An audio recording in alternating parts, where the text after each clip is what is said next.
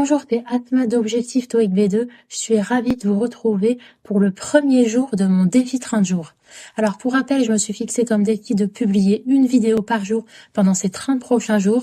Dans chacune d'entre elles, je vais vous donner un conseil, une astuce pour mieux réviser le TOEIC et ainsi obtenir le meilleur score possible. Alors le premier conseil que je vais vous donner aujourd'hui, c'est celui de planifier vos révisions TOEIC avant de commencer toute révision. Donc c'est vraiment important pour gagner du temps. Je reviendrai sur la notion du temps au TOEIC qui est très importante. Ça va vous faire gagner un temps fou de prévoir à l'avance vos créneaux de révision que vous pouvez dédier au TOEIC. Alors comment planifier ces révisions TOEIC? Eh ben, c'est très simple, vous allez prendre un calendrier papier ou un calendrier numérique du type Google Agenda et vous allez y inscrire tous les créneaux de révision que vous pouvez dédier au TOEIC. Idéalement 1 heure par jour, pas plus, grand maximum 1 heure par jour. Pour commencer, vous pouvez faire 1 heure tous les 2 jours et progressivement 1 heure par jour pendant au minimum 1 mois avant l'examen réel et au mieux 3 mois avant pour dire de bien réviser en profondeur le TOEIC. Et surtout, vous allez définir un créneau avec un rappel sur votre téléphone pour dire que quand vous allez recevoir ce rappel, vous devrez consacrer 7 heures-ci à la révision du TOEIC. C'est très important de réviser progressivement et petit à petit tous les jours plutôt que plusieurs heures une fois par semaine parce qu'autrement vous serez découragé quand il s'agit de réviser de nouveau la semaine d'après. Donc il faut vraiment y aller en progressif avec le TOEIC. Alors vous allez me dire, vous n'avez pas le temps, vous avez un emploi du temps déjà chargé.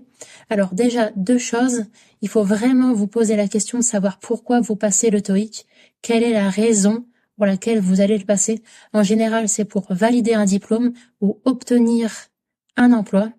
Donc c'est vraiment la priorité à donner pendant un certain temps. Donc il faut vraiment prioriser les tâches que vous réalisez dans la semaine, quitte à mettre de côté pendant quelque temps les loisirs et consacrer des créneaux de révision au TOEIC. Vous devez avoir cet objectif en tête de valider le diplôme ou alors réussir un entretien d'embauche.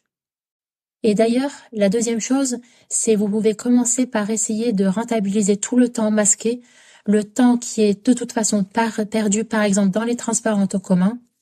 Vous pouvez rentabiliser ce temps en justement écoutant des podcasts en anglais ou alors en commençant à vous familiariser avec le format du TOEIC. Donc c'est du temps où vous êtes...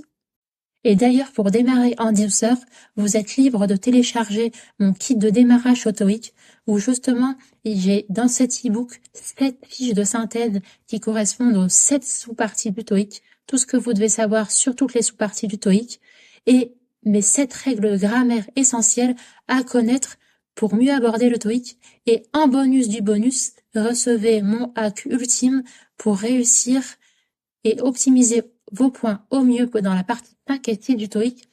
Et justement, ça va vous faire gagner un temps fou, du temps que vous pourrez récupérer pour la partie 7 du TOEIC, la partie la plus compliquée. Et justement, n'hésitez pas à me faire un retour en description de cette vidéo, en commentaire, quels sont les problèmes et les difficultés que vous rencontrez lors de la préparation du TOEIC et je ferai une vidéo à ce sujet durant tout ce mois de défi. Mettez dès maintenant toutes les chances de votre côté et mettez en application ce conseil. Je vous dis à demain pour le 2e jour de ce défi. Très bonne révision à tous et à demain. Bye!